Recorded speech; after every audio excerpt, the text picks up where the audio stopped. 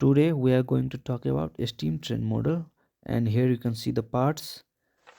And first add distilled water and then add cylinder oil, and after that add butane gas, and after that you have to lubricate both side of moving parts. And after lubrication complete, press the switch, turn the flame lock knob to closed position, and after that you have to ignite the burner. And after igniting the burner, you have to give it a little push. Before starting, it need little push because of the load, so we have to give it a push, and after pushing it will start. The train the train will start moving, as you can see here.